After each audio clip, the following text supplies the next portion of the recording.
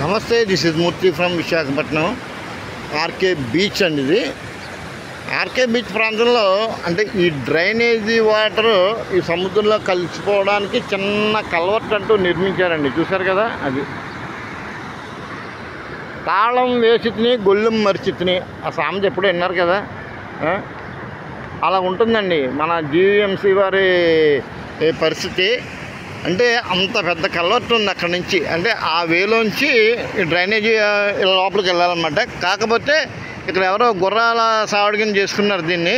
ఒకవేళ నిజంగా నిర్మాణం జరగాలంటే కనుక ఆ కాణాలు ఉన్నాయి చూసారా, ఆ 3 కాణాలకి చిన్నగా ప్యారలల్గా ఇలా సముద్రంలో వాటర్కి వెళ్ళాలి. ఓకే, టూరిజం డెవలప్మెంట్ నిమిత్తం ఇక్కడ ఇసుక ర్యాంప్ ఉంది కదా, ఇసుక ర్యాంప్ అంతా మా పబ్లిక్ నడవడానికి వీలుగా ఉండాలని చెప్పి చిన్నపాటి కాలువ, అంటే ఎక్కడి నుంచి చూశారు కదా, ఆ కాణాల నుంచి ఒక చిన్న కాలువ, ఒక 4 అడుగుల వెడల్పులో చిన్న కాలువ లాంటిది మాత్రం కేవలం అందులో నుంచి మాత్రమే వెళ్ళాలి అన్నట్టుగా చిన్న కాలువ తవ్వారు. అంటే రిమైనింగ్ అంతా ఎందుకండి ఇదంతా వేస్టేనా? పోనీ చేయాలనుకుంటే కనుక ఆ వెడల్పులో, అంటే అక్కడి నుంచి ఇంతవరకు ఆ వెడల్పులో దాన్ని ఈక్వల్గా ఒక చిన్న రోడ్ లాగా లేకపోతే చిన్న కలవట్ లాగా కడితే బాగుంటుంది. అటువంటిది ఏమీ లేకుండా ఆ సన్నపాటి కాలువలోనే చేయడం వల్ల ఇదిగో నిన్న కురిసిన భారీ వర్షాలకి చూసారా ఎలా కొట్టిపోయిందో.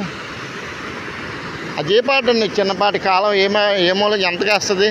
వైజాగ్లో వచ్చిన అంటే మా ఇంచుమించు మహారాణిపేట పైనుంచి వచ్చే వాటర్ అంతా ఇందులో నుంచే రావాలన్నమాట. అంత భారీగా వచ్చిన వాటర్కి ఇది సరిపోతుంది. అది కూడా లోపలికి వెళ్ళకుండా అక్కడ మధ్యలో ఇసుక ఏదో పూడిపోయినట్టుంది, ఓవర్ఫ్లో అయిపోతుంది. ఏంటో ఈ యొక్క అంటే ఈ ప్లానింగ్లో అంటే నాలాంటి పామర్లకే అర్థమవుతుంది ఇలాగా ఏంటింత నిర్లక్ష్యంగా నిర్మాణాలు ఏంటి, మెయింటెనెన్స్ ఏంటి అనిపిస్తుంది. మరి ఏలిన వారికే తెలియాలి మరి ఎందుకో ఇటువంటి అసంపూర్తి అసంకల్పిత నిర్మాణాలు.